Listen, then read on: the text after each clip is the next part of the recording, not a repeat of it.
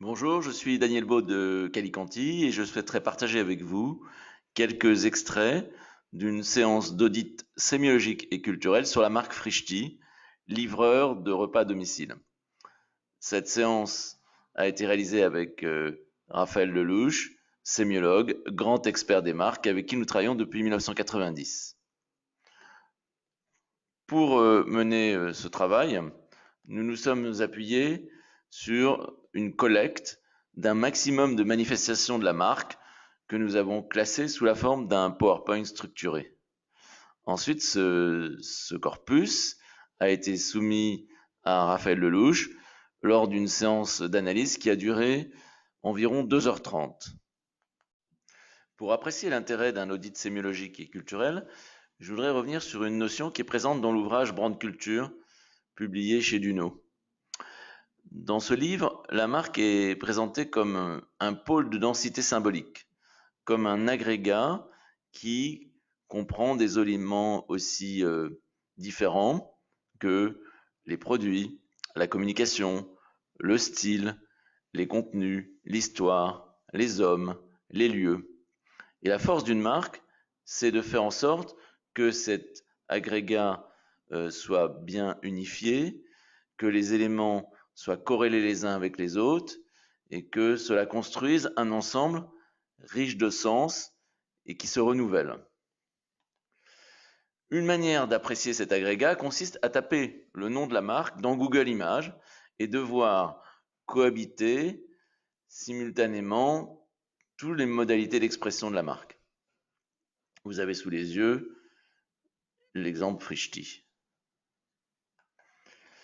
Mais cet agrégat, il est en interaction avec son environnement, avec les tendances de la société, avec les tendances artistiques, les tendances comportementales, les tendances technologiques.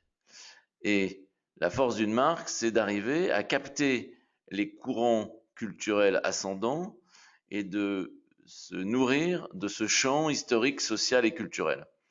Dans le cas de Frischti, nous verrons comment la marque réussit à surfer sur un certain nombre de tendances culturelles que nous développerons en détail.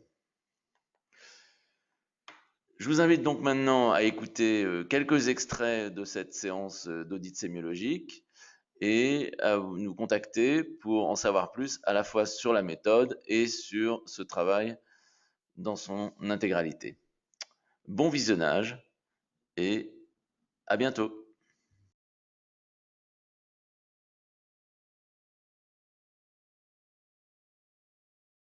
Alors, Frischti, ok, donc ça vient de l'allemand Frühstück, ce qui signifie Stück, le morceau à manger, et Früh, le matin. Frühstück, en allemand, signifie petit déjeuner. Et donc, son sens a dérivé. Ça ne veut plus dire simplement petit déjeuner, mais ça peut vouloir dire, voilà, comme on l'a dans la définition, on a un repas, un fricot, rapidement préparé, bon, un petit frichti, c'est pas par hasard qu'on double sémantiquement frichti, qui est déjà un diminutif, je vais en parler, par petit, un petit frichti, c'est dire deux fois que c'est petit, et donc c'est une espèce de... c'est plus quelque chose qui va rassasier rapidement, va satisfaire rapidement, que quelque chose qui se déploie comme un repas complet avec les différentes étapes du repas, avec un temps relativement long. Non, c'est pas très très loin du casse-croûte, des choses simples, légères et satisfaisantes. Alors, donc pas seulement petit déjeuner, mais plutôt, d'ailleurs, je dirais déjeuner petit. Frischti. Le fait que ça se finisse par i, avec le ti final, fait entrer ce mot ce nom dans la catégorie des diminutifs. C'est souvent, dans beaucoup de langues, la terminaison en « i » vaut pour diminutif. D'ailleurs, dans les mots universels, le « a », qui est une voyelle ouverte, est associé au gros, au grand, et le « i », tout petit, rikiki, est associé au petit. Donc, des dérivations de petitesse qui appellent avec cette petitesse une signification affective de protection, de tendresse, oui, d'affection. Donc, dans Frishti, il y a cette dimension diminutive, hypocoristique, qui fait que le repas devient quelque chose de à la fois gentil, petit et auquel on a un rapport affectueux, comme dans le diminutif.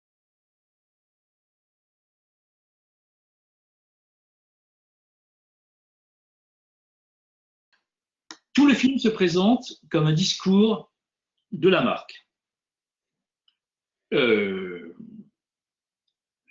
À la première personne. C'est un discours de rupture qui donne la clé philosophique de cette marque.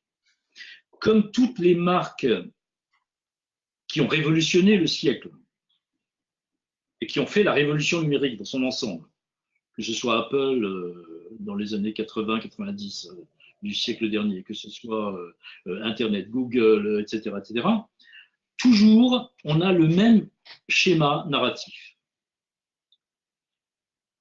On vivait dans un autre monde avant. Tout d'un coup, on a eu une idée, et c'est des gens obscurs comme ça, qui n'étaient pas du tout intégrés. Alors, il y avait une informatique monstrueuse, IBM, etc., etc. Et tout d'un coup, il y a un type dans un garage qui a eu l'idée de l'ordinateur portable et de l'interface friendly et des icônes, etc. Et ça a révolutionné tout. Et toute la révolution informatique est sortie de cette idée géniale d'un type isolé dans son garage et qui n'était pas satisfait de l'état de choses existant. Le récit est ici identique. Un jour, un beau jour, on en a eu marre de manger, soit d'aller faire des courses, le frigidaire vide, soit le petit resto du coin où on mange que des hamburgers et tout. On en a eu marre de cette situation-là. Donc on rêvait que quelqu'un s'occupe de notre santé. Cette phrase est intéressante. C'est-à-dire que le rêve, ce contenu était trois éléments. Quelqu'un, d'abord, c'est-à-dire que ce n'est pas anonyme, ce n'est pas l'industrie, et donc ce n'est pas la logique des marques, qui sont des marques classiques sur les marchés, qui sont des instances anonymes. Là, l'idée, c'est qu'on imagine qu'il y a quelqu'un derrière, une personne. Là aussi, il y a toute une série de marques, Michel et Augustin, et d'autres, qui se fondent sur l'idée d'un rapport personnel avec le fondateur de la marque qui, comment dire, assume en tant que personne à la fois la vision, le courage, la responsabilité de changer les choses. Et bien là aussi, on rêvait que quelqu'un, deuxième mot, s'occupe.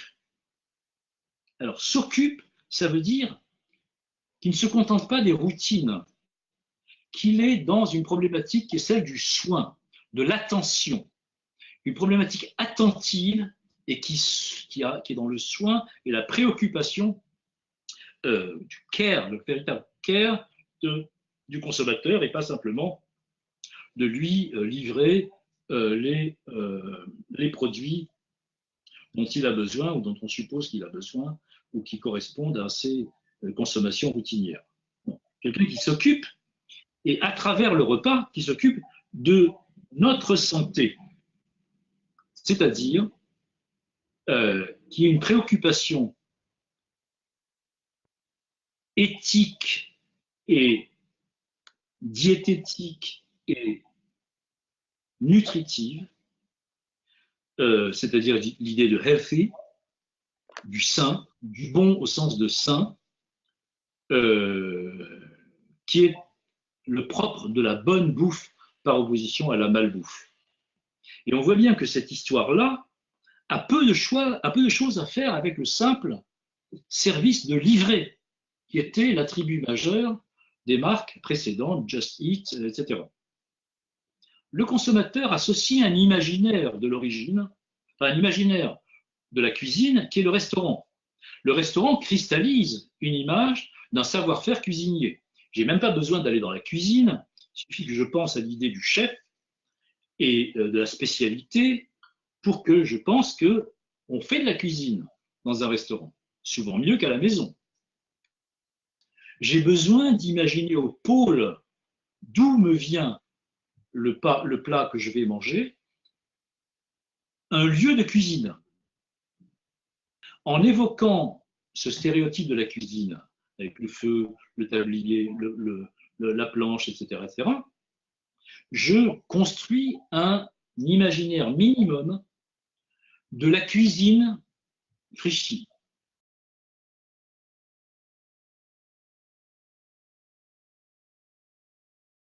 Voilà, il y a effectivement, comme quand on mange, des petites miettes qui tombent à côté. Il y a la fourchette posée qui est exactement dans la position du consommateur.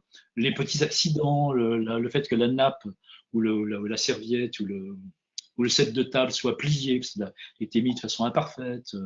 Voilà le paquet de beurre ouvert, etc. Tout ça, et donne un caractère vivant. On est du point de vue de comment on appelle ça, de la description des processus. Il y a ce qu'on appelle l'analyse de l'aspectualité. Dans quel aspect du processus on est? C'est pas le temps verbal, c'est pas le passé, présent, le futur. C'est comment on coupe le processus. Et on peut avoir par exemple une représentation d'une table avec une assiette, avec des restes, un verre vide, une fourchette posée comme ça, et puis des restes dans l'assiette. Ça signifie le repas est fini. On vient après le repas. On vient juste à la fin. Ou bien on peut avoir au contraire la table mise, tout est scintillant beau, le plat est rempli dans l'assiette, j'ai pas encore entamé. Là, on est dans un aspect qu'on appelle incoatif, c'est-à-dire que ça commence. Ce que montre Frischti la plupart du temps, c'est au contraire le procès en train de se faire, c'est-à-dire je suis en train de manger. C'est pour ça que le plat est un peu entamé, que la fourchette a déjà piqué des éléments de l'assiette, qu'il y a des trucs de la sauce ou des miettes qui sont tombées autour, etc., etc. Donc c'est l'acte, le procès du manger se faisant, comme dirait Bergson, hein, work in progress. Je suis en train de manger.